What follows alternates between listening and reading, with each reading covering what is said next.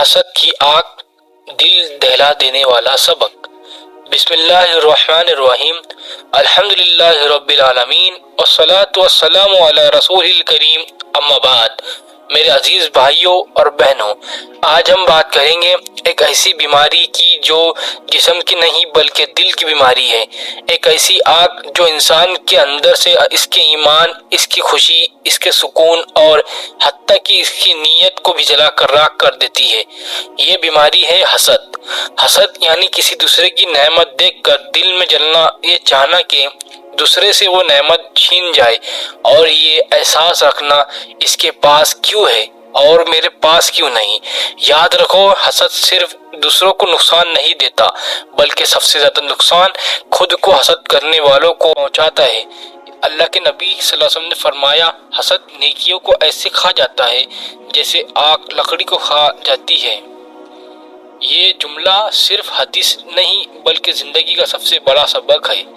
جب انسان حسد کرتا ہے تو وہ دن رات دوسروں کے بارے میں سوچتا رہتا ہے، اسے سکون نہیں آتا، دل بے چین رہتا، نیند اڑ جاتی ہے، چہرے سے نور ختم ہو جاتا ہے، اور سب سے بڑا نقصان یہ کہ اللہ کی رضا بھی چھین جاتی ہے۔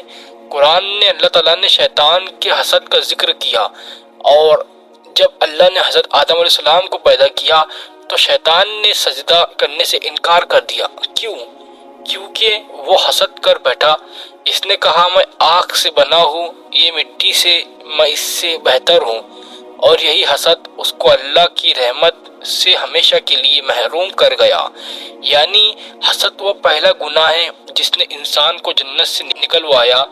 آج کے زمانے میں ہم میں سے ہر دوسرا شخص حسد میں مبتلا ہے۔ کسی کے پاس اچھا گھر ہو تو دل جلتا ہے، کسی کے بچے کامیاب ہو تو زبان کہتی ہے ماشاءاللہ، مگر دل کے اندر ایک چبھن ہوتی ہے۔ کسی کے فالوورز بڑھ جائے تو ہم خود کو کم سمجھنے لگتے ہیں، کسی کی زندگی میں سکون ہو تو ہم سوچتے ہیں کہ اللہ نے اسے کیوں دیا، مجھے کیوں نہیں۔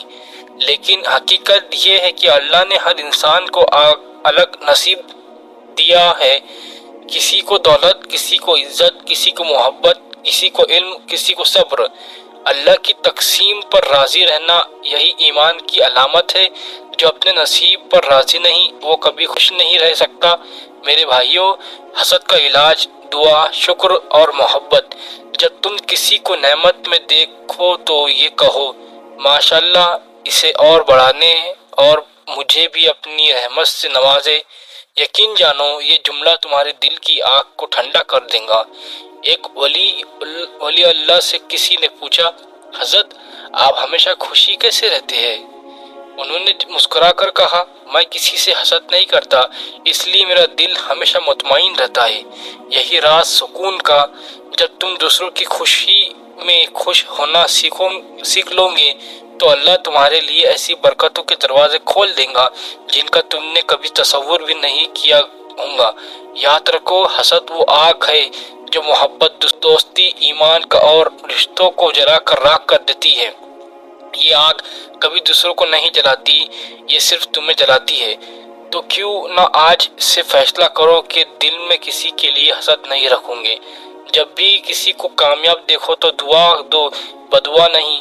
جب بھی کسی کے پاس خوش دیکھو مسکراہٹ دو، نفرت نہیں۔ اللہ کے نبی صلی اللہ علیہ وسلم نے فرمایا، مومن کے لیے وہی پسند کرتا ہے جو اپنے لیے پسند کرتا ہے۔ بخاری مسلم۔